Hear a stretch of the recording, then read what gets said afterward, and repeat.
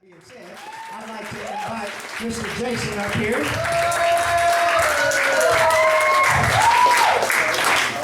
I think Jason's learned a little bit about accountability since he's been here over the last 6 months. Just a little. He's going to give you a hard time the whole way out the door, man. Listen, I love you. I'm going to pray you up, man, and I'll let you tell your God story tonight. Father, thank you so much for Jason. What an honor it's been to just have him run through this program and through your program and through this house, Lord. It's been awesome to watch his heart change, Lord, and just, Father, I pray that tonight you would speak through him, Lord, that you would use him as your vessel, and Father, that it wouldn't just be tonight, but for the rest of his life here on earth, he will be a vessel for you, Father, and that he will be available for you to use at all times, Lord, and I thank you for that tonight, Father. I pray for blessings over him. In Jesus' name we pray, amen.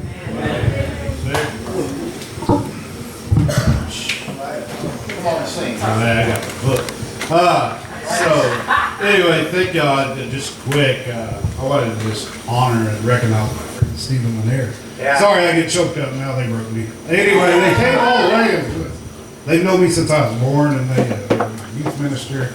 Steve stuffed a sock down my throat when I was a kid and disrespectful. There's just lots of changes that I've been through. Big Joe did that too. Everything Joe wish he could do right now. Anyway, I'm going to do mine a little different. I always hear these, everybody does, I'm not trying to outdo or anything like that, but I don't know if I'm right or wrong. A lot of people talk about everything that got them to here, and I was going to talk more about what happened after here, because I could tell you all the stories of what happened when I was younger, but then y'all are just going to probably take a petition to keep me here longer. If you I was born on March 20th, 1981 to Dennis and Kim Adams.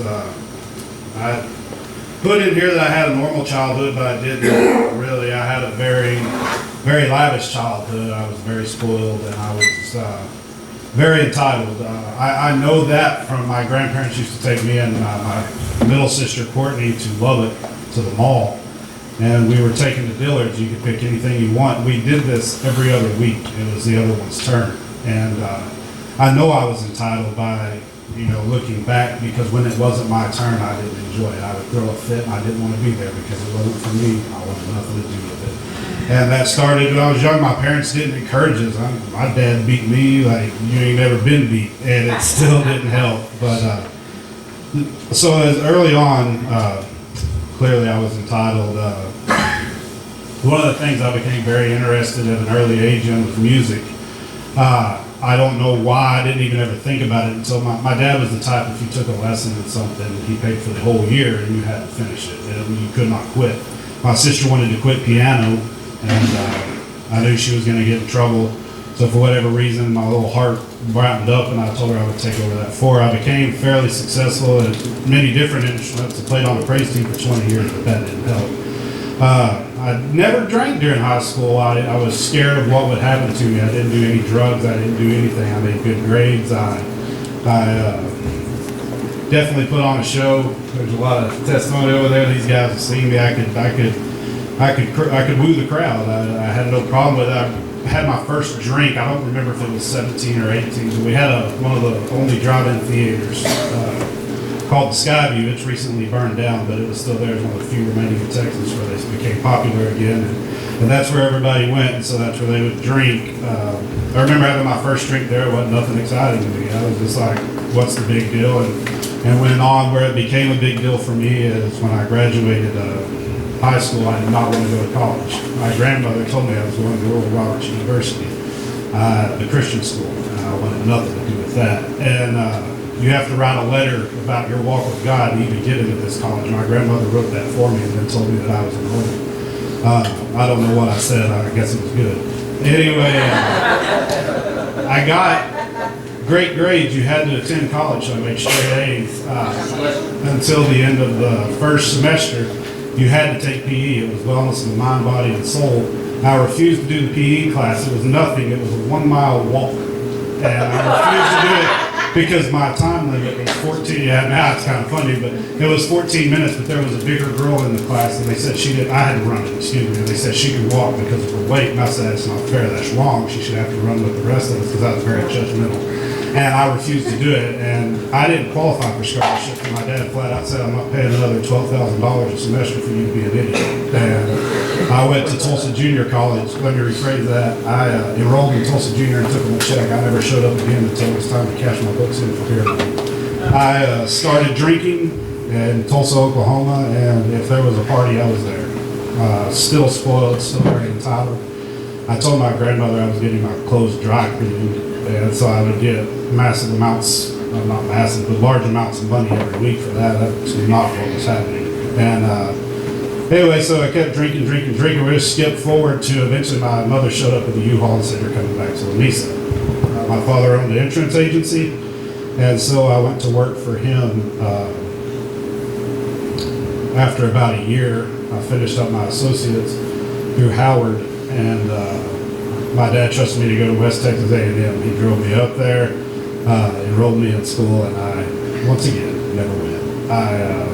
If there was a party, I was there, but I wasn't in no class, I can tell you that. Anyway, after that, I took a summer internship as a youth minister in a little town called Freona, Texas. And that shortly became quick. The host family I lived with, that they put me in the house with, the father was a heavy drinker. And me and him were good buddies right off the bat. And anyway, as you can tell, he didn't find it as funny when he walked into his living room one night and me and his daughter were kissing on the couch. I was promptly fired from that job. And went home, I called my grandmother. I didn't know what to do. I said, Granny, they're kicking me out of here. What do I do? She said, no problem, baby. Just drive to Lubbock.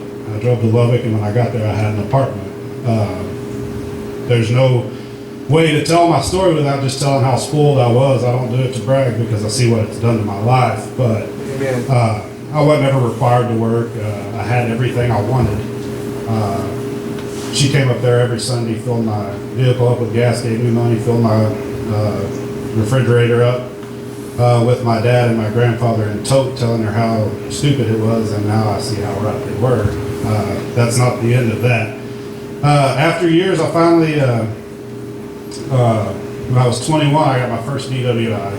I was driving down Lamesa, Texas, around by the square, where everybody drives in the little America, and racking my truck pipes off after a day of riding quads out at the sand dunes. And I got pulled over by an officer I knew, and I thought this was going to be a quick stop. And anyway, he pulled me out of the vehicle, and it was not as quick as I thought it was going to be.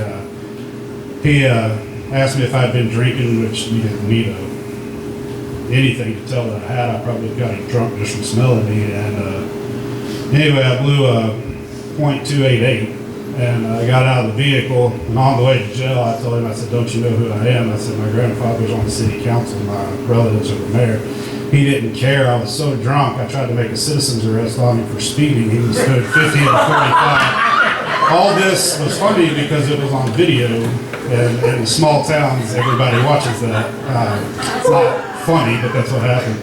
Anyway, I had a really great lawyer. He's the district attorney there now. Now, he told me, all you have to do is not get in trouble. This is before DWI laws were so strict. All you have to do is not screw up, Jason. This will go away like it never happened, and you'll go on with your life.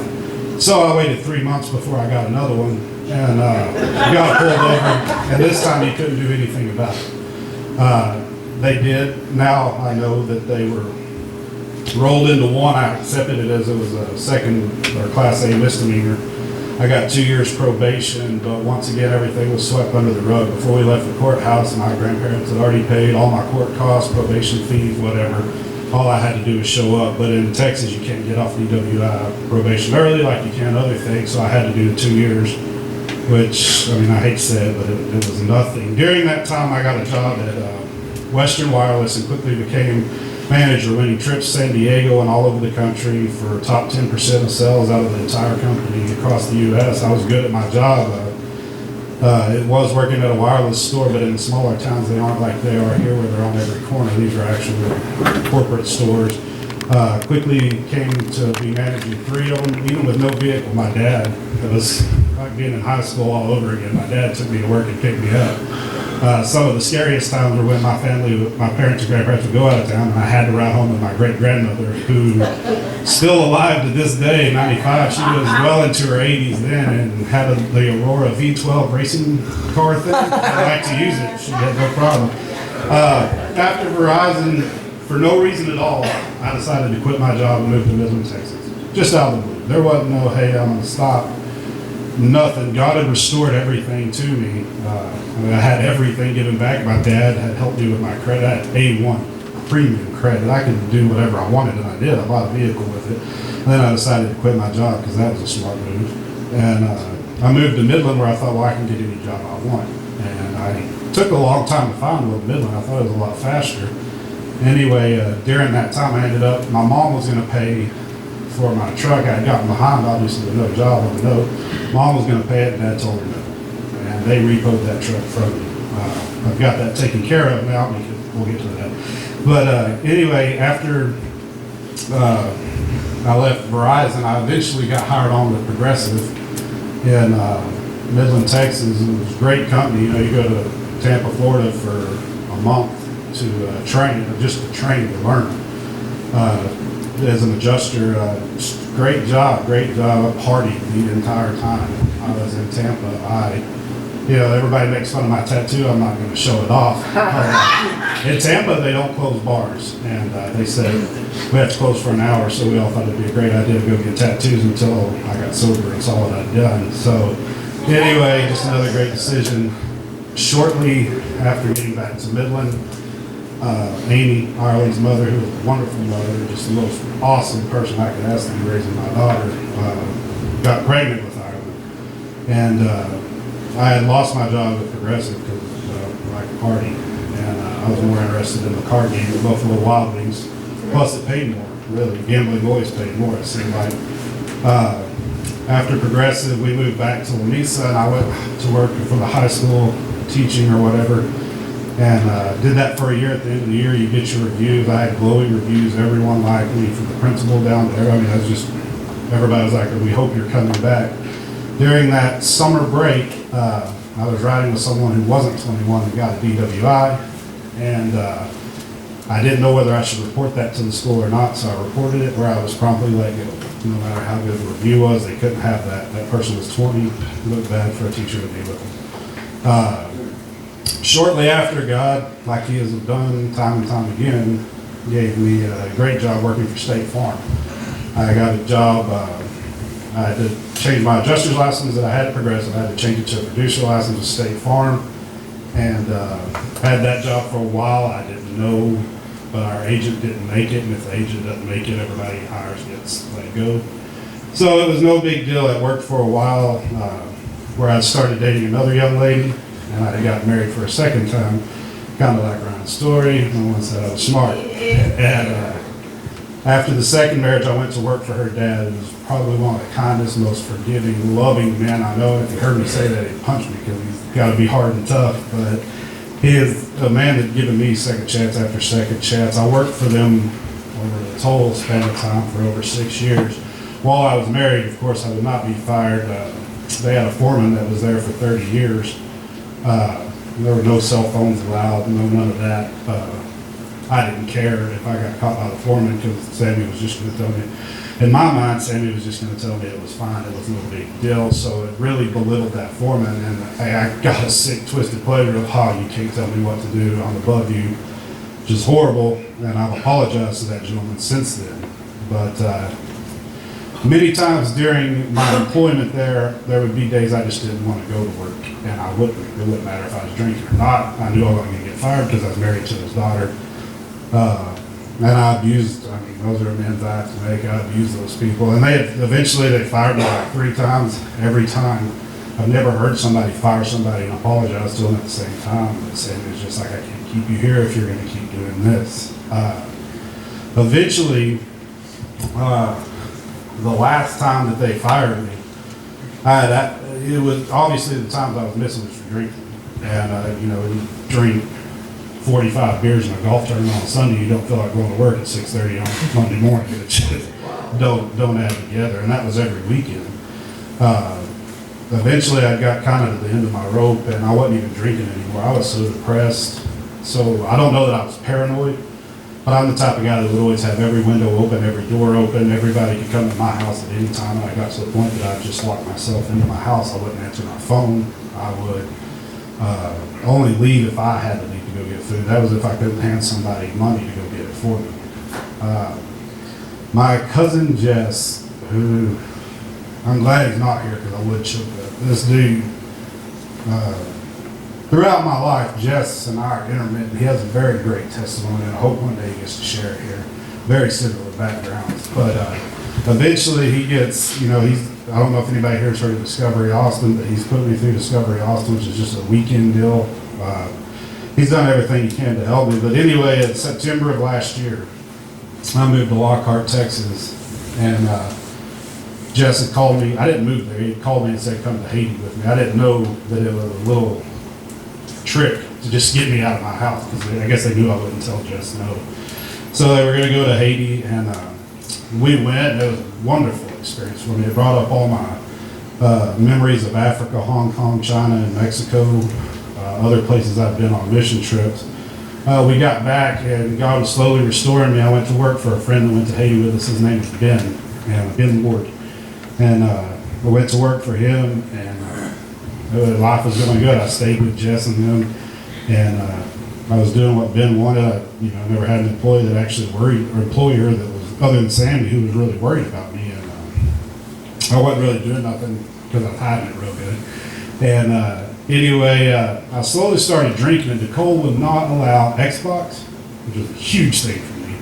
And online, I just love online gaming. I can't help it. And she didn't allow that at her house because she said that was her sanctuary, and they didn't want the spiritual warfare that could be gone through that. And I thought that was stupid, but now I see a whole different side of that. And she wouldn't allow drinking at that house. So my answer to that was, it's fine if you don't want it there. I'll just go get a hotel room like an idiot. And eventually I go on a 3-day deal where I didn't even call in. I didn't go to work. I didn't do nothing. Sat there like a 14-year-old playing Xbox, except unlike a 14-year-old, I was getting hammered doing it. And so to speed up a little, eventually right around Christmas, I didn't want to drive all the way to La Mesa, and Jess and them were going to New Mexico. So I went and got a hotel room for a week. The time I should have got a DWI was when I was coming back on New Year's Day, hammered. Dang near hammered anyway, and I made it. I had to pull 3 or 4 times just from Lockhart, or San Marcos to Lockhart. And what you gotta understand is after that second DWI, I quit drinking and driving pretty much. I won't say I never did it after that, but it didn't tell me, hey, you need to quit drinking. It said, hey, you need to quit driving. And I was very, very good about not driving. But up here in Lockhart, them living so far out in the country, if I was gonna drink, I was gonna have to drive.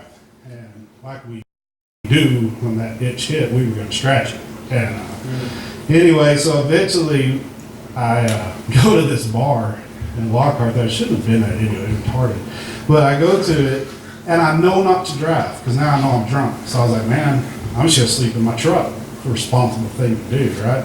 So I get in the passenger side of my truck and get in there, but it's January, so it's cold. So I turn it on. We got to have some heater.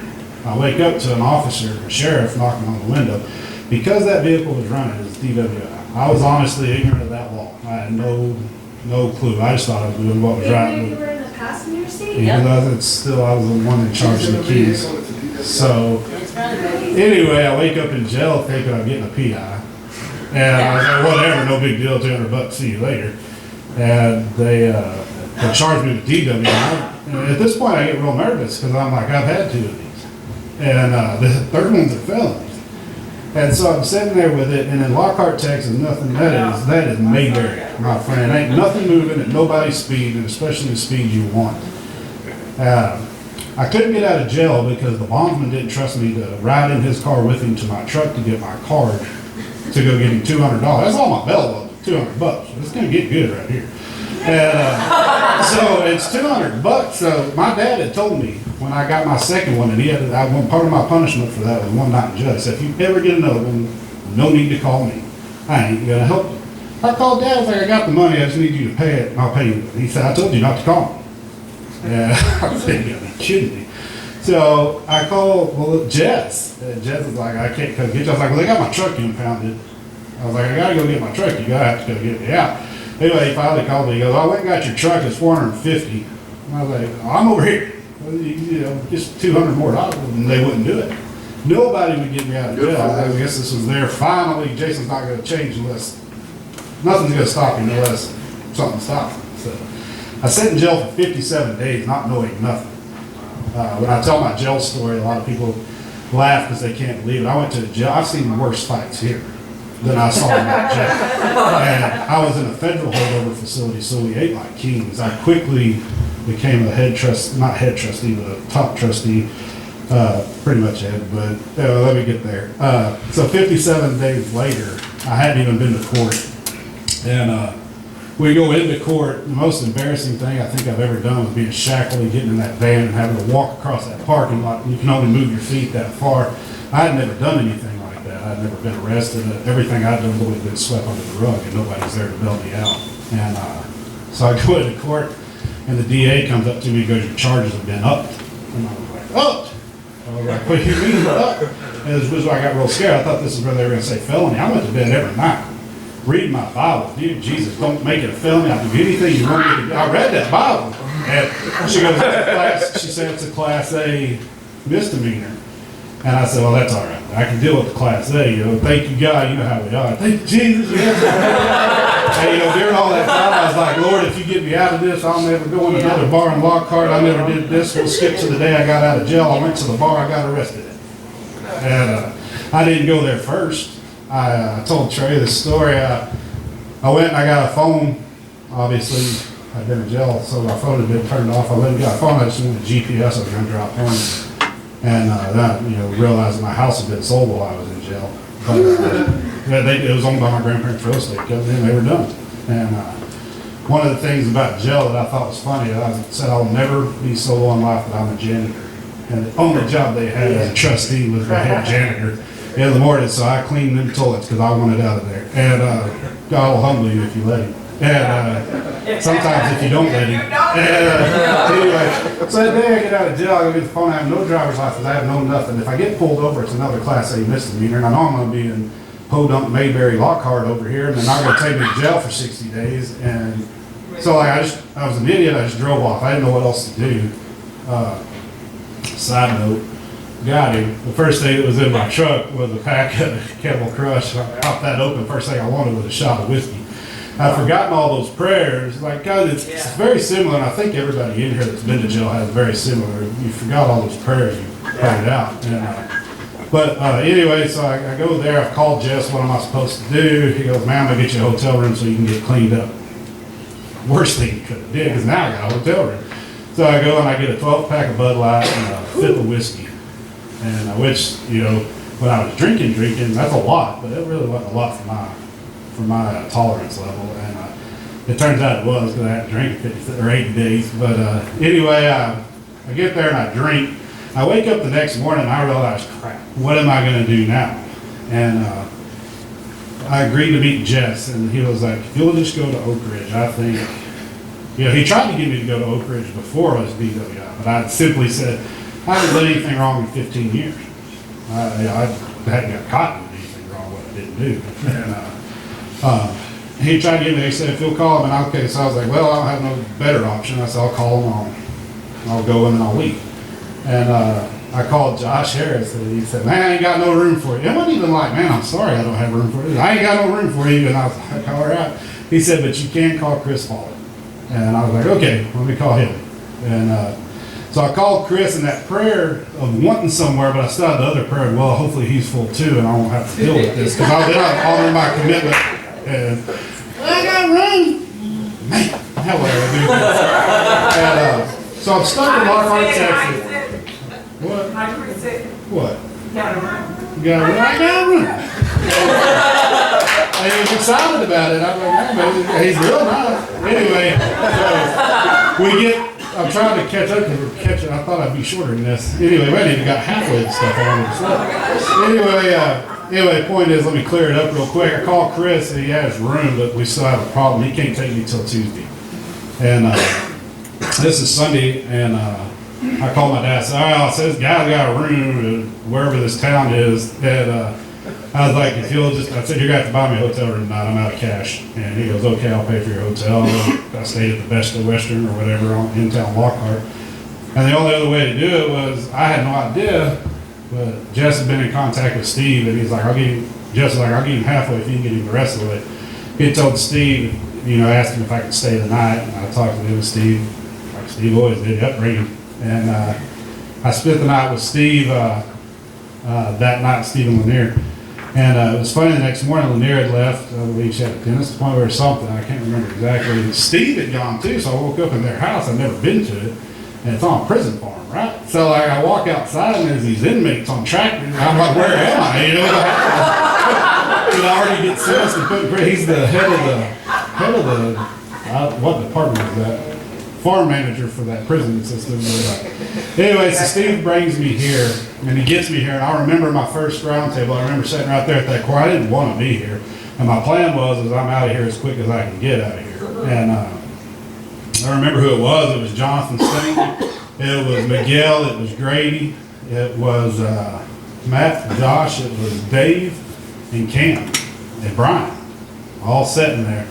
I remember sitting there looking at them. They were so nice. The first person I saw was Grady. He's just huge. He's got this muscle shirt on. And I'm like, because my impression of a house like this wasn't what it is. It was, I don't need to be around them people. What kind of people are in there? I'm one of those people. And it was amazing. I remember sitting there and I remember telling that and everybody sharing their story. And I came in here, and for the first month, I hopped right on my judgment. I ain't gonna lie about it. I did. I was better than everybody, and I just needed to call my grandmother and I'll be out of here, and this is stupid, and none of that happened. But the longer I stayed, the more I saw who I really was, the more I realized how horrible I was. And I love how Joe always tells us you don't have a good heart. We did. We had good intentions, but you didn't have a good heart. And we wanted to pay somebody back, or we wanted to do this, but we didn't have a good heart. And I'm so glad. It took 3 months. I remember Ryan's story got kind of similar, but he was giving his talk. I remember those Saturdays when we had to work all day. I remember walking around with Josh and Cam.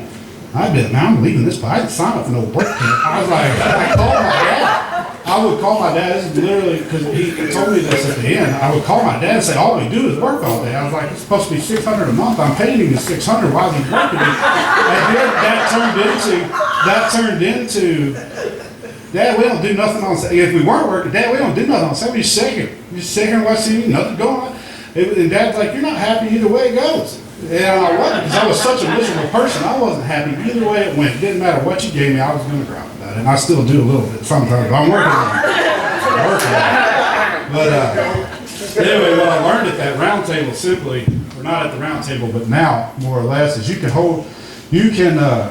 sober up a horse thief, but you still have a horse thief. Dad would always tell me, as he would try to help me, when it's alcohol, he said, I don't care if you quit drinking or not. He's like, that's a symptom. He said, you're not treating the problem. And he would pound that into me. And Dad, all he ever did was love me and want me to. But one of the quick lessons I had was, and I like what Joe said a while ago, or Chris said, you're not here for us, you're here for you. We had a guy, and I'm just going to say his name, I don't care. His name was David, and he was assigned to me at the Ark, and he is a polar opposite of me. And I hated every day I woke up that we had to go to the Ark because he was assigned to me, because he is just so right. But what I learned is, eventually, as I started caring and I started seeing David for who he was, I was like, David, you got to listen to me. You're going to get in trouble. You're going to get kicked out. Please listen to me. Do what I'm telling you. Do what I'm telling you. And while he was here, because God loved him, I learned something from him. I learned that's exactly what my parents were telling me all these years. Please listen to me. It's all bad that's going to happen. And eventually, we got, he left, and it broke my heart. And I imagine that's how my parents felt. Because I was like, man, you had so much potential. What are you doing? And it did, and he was one of the ones I learned from the most here. I see him today, I'm going to hug him and do whatever I can for him. I like how grown men walking around here telling each other they love each other. I'm more like my granddad telling my grandmother, he said, I told her I loved you once. If that changes, I'll let you know. And I'm more that way. I didn't want the hugs. I didn't want the I love yous. And it ended up, I didn't know what love was. John spoke on that earlier. He's talked on it. That's the truth. I don't think a lot of us coming in here knew what love was. Our perception of what it was is way off. And And while I don't have that heart that Chris has, where I can love everybody where they are yet, I'm trying to work on it. I really am. I mean, it took me 18 years to get here. I think a little time, and with that accountability and honesty, I can easily make it out of that. That's right. I like one of my favorite messages. I'm going fast now. One of my favorite messages here was Joe's "Even If" message. He would always say, no matter who came in or who left, even if so and so leaves, or even if I'm not here, Interfaith moves on. We're going to move on. Doesn't matter. Just like if we die today, the world's going to move on. It didn't matter. We're going to move on. And there's a whole deal over here I want to say about Joe's message there, but one day hopefully everybody will get to hear it. But even if it doesn't go the way I want it to, I can, my choice needs to be to serve him, not to go serve me. It's not always a choice of good and bad. Sometimes it's a choice of good and best. So I've had some really good things happen to me. I'm going to share in a second, and then I'm going to close.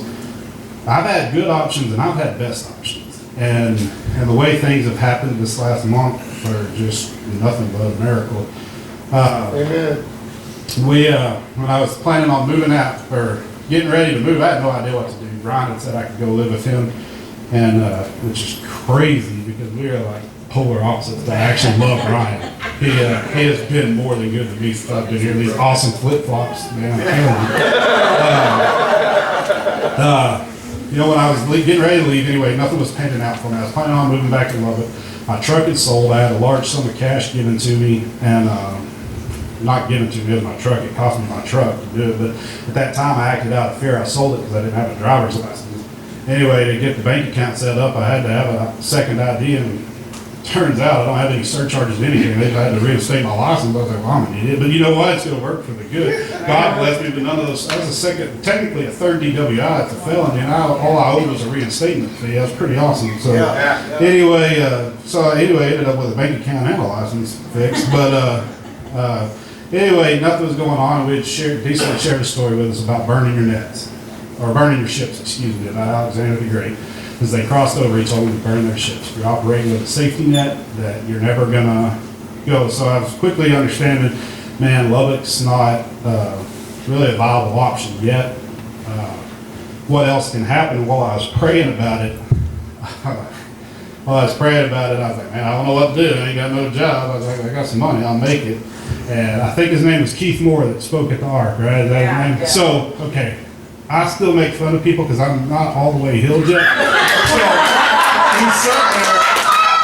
he sat there and he's like, well, if you've got this or that, you just hold thing on. And I started doing it in my head. I ain't gonna do it where Chris can see me, but I'm doing it in my head. And I'm like, and sadly, he said, I want you to think of a number. If you need money, I want you to think of that number and ask God for it. He's gonna give it to you, but you're gonna have to take hold of it. So I was like, all right, I'm gonna play along, all right? Like, okay, God, I need this and that. Jess, that afternoon while we're texting, I wasn't going to work for him, offered me the exact amount of money that I thought was funny during all that. The salary they're offering me was the exact amount I was thinking in my head. Now I'm thinking, man, I wish I had. I didn't think it would work. And anyway, it was funny because he didn't say God's just going to give it to you. He said you got to take hold of it, which means I got to show up day after day after day after day and the paycheck. But it's funny how that worked out. I was laughing about it and thinking, so Jess offered me this job. I have to get an apartment there or whatever. I have no rental history. Every house I've ever lived in was owned by my grandparents, pretty much one way, fashion or the other. So I'm thinking, all right, there's going to be this huge deal. I'll probably have to pay 6 months rent. It's the only thing, because I know me, I wouldn't rent an apartment to me. Would you, Steve? I don't know about that guy. Anyway, no deposits, or half month deposit. Here you go. Here's your house. Here's how things are working. As I needed furniture, Ryan didn't text me, told me today. He's like, man, they're having a garage sale.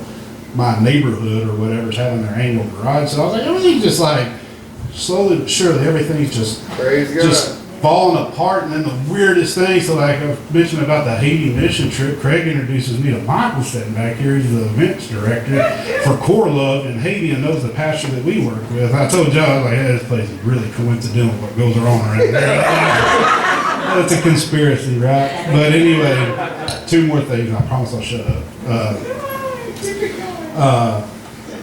Where was it? Hold on. You got me all. See, Veronica, you can.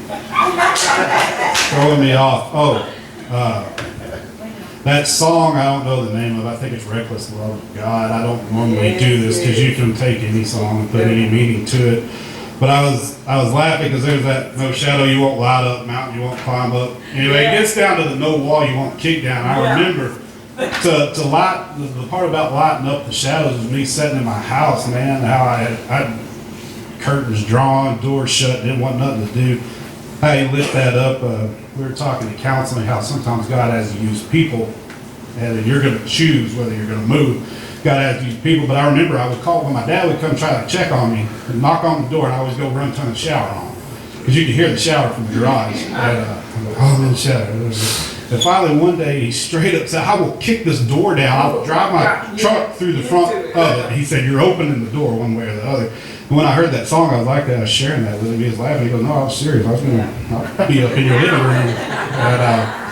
But anyway, two more things I want to share. Genesis 35, it's talking about, I can't remember the pastor's name, but it's the one we always listen to with Cam and Josh, but Fernstein or something. But he talks about how Jacob buries Rachel and when she dies, and I was reading that, it's everything he loved, everything she cared about, the mother of his sons, Joseph and Benjamin. But Jacob didn't die. If you read verse 21, it says, but Israel moved on. And so as me and Ryan lay our headstones down out in the graveyard out here, that's a great marker that we can say, here's our marker of everything we've done, even things we thought we loved, here's your milestone. Jason and Ryan, the old man is dead, but Jason and Ryan, we move on. And just like Joseph, even then, we move on, no matter what. And if we're moving in the right direction, good things are going to happen.